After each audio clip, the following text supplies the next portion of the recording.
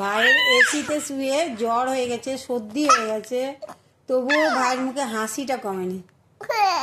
জ্বর গায়ে, সর্দি, কাশি, তাও হাসছে কত। ওরে বাবা রে, আর যা গরম পড়েছে এসি ছাড়া থাকতেও পারবে না। ও গরমে থাকতেও পারে না। ওই যে, ওরে বাবা রে, ওরে বাবা রে, সোনু,